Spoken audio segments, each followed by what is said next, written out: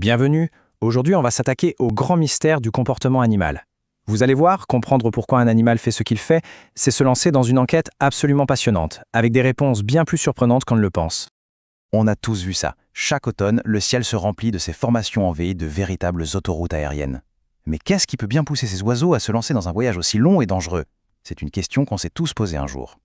Et puis, il y a l'écureuil du parc. On le voit s'agiter, creuser un trou, y cacher une noisette, puis recommencer d'y mettre plus loin. Ça a l'air un peu chaotique, non? Eh bien, que ce soit dans les airs ou à nos pieds, ces questions toutes simples nous ouvrent les portes de mécanismes biologiques incroyablement complexes. Alors voilà notre plan de match. On va commencer par définir le terrain de jeu, puis je vous donnerai la boîte à outils essentielle pour tout comprendre. Ensuite, on l'appliquera à notre fameuse migration et on finira en explorant le fascinant réseau social du monde animal.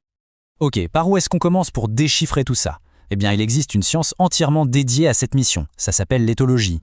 L'éthologie, c'est un peu comme être un détective de la nature. On ne se contente pas de constater que l'oiseau migre, non, on veut savoir quel est le signal de départ. Comment connaît-il la route? Pourquoi cette stratégie a-t-elle été conservée par l'évolution? Bref, on veut tout savoir. Bon, l'intérêt pour le comportement animal, ça ne date pas d'hier évidemment, c'était même une question de survie pour nos ancêtres.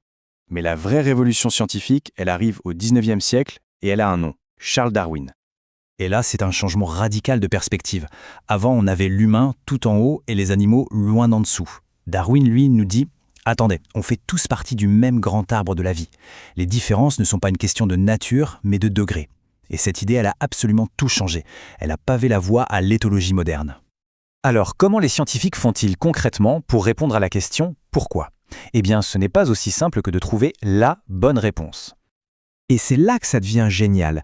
Pour un seul et même comportement, il n'y a pas une, mais 4 réponses possibles, et elles sont toutes correctes en même temps. C'est vraiment la pierre angulaire de toute l'approche moderne. Le chiffre magique, c'est 4. 4 niveaux d'analyse pour une explication vraiment complète.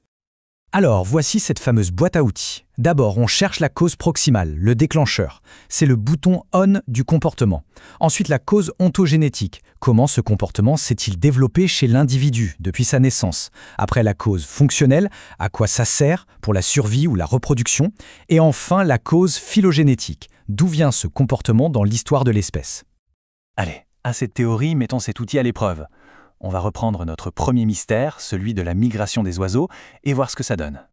On repose la question, mais cette fois-ci, on est bien équipé. On a notre grille de lecture à 4 niveaux. Et vous allez voir, chaque niveau va nous livrer une pièce du puzzle. Et voilà, la magie opère. Le déclencheur, la diminution de la lumière du jour qui agit sur les hormones. Le développement, le jeune oiseau apprend la route en suivant les adultes. La fonction, échapper à l'hiver pour survivre et se reproduire. Et l'origine évolutive, c'est un comportement hérité d'ancêtres qui en tiraient déjà un avantage. Tout s'emboîte. Et c'est ça, le point absolument crucial. Ces 4 réponses ne sont pas en compétition. L'une n'annule pas l'autre. Au contraire, il faut les 4 ensemble pour avoir l'histoire complète, l'explication biologique totale. Maintenant qu'on a cet outil d'analyse en main, on peut s'attaquer à un autre pilier du comportement, la communication. Comment les animaux font-ils pour interagir, pour se parler? La communication, c'est vraiment le ciment du monde animal. C'est un échange d'infos vital pour à peu près tout. Trouver un partenaire, signaler un danger, défendre un territoire. En bref, c'est une question de vie ou de mort. Et pour ça, les animaux sont de vrais pros du multicanal. Ils utilisent les odeurs, les sons, les postures, les couleurs, le contact, toute une palette de signaux pour faire passer le message. Faisons un petit zoom sur le canal le plus ancien et peut-être le plus fondamental, l'odorat. Les phéromones, ce sont des messages chimiques. C'est invisible mais incroyablement puissant. Ça peut vouloir dire « ce territoire est à moi, je suis prêt à me reproduire » ou « danger ».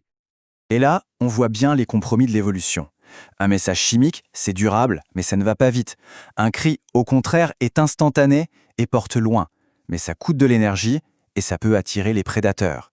Il n'y a pas de solution parfaite. Chaque espèce a optimisé sa stratégie en fonction de son mode de vie et de sa biocénose.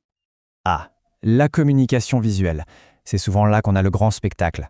Mais attention, ces parades et ces couleurs flamboyantes, ce n'est pas juste pour faire joli. C'est un signal on ne peut plus sérieux sur la santé et la qualité génétique du mâle. Pour la femelle, c'est une information cruciale pour choisir le bon partenaire.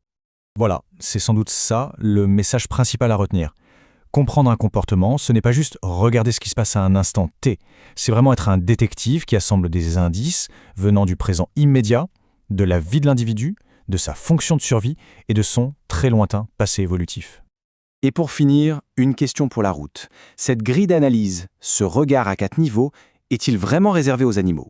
Si chaque comportement animal a ses 4 pourquoi, qu'est-ce que ça nous apprend sur nos propres actions, nos propres rituels, nos propres cultures? La réflexion est lancée.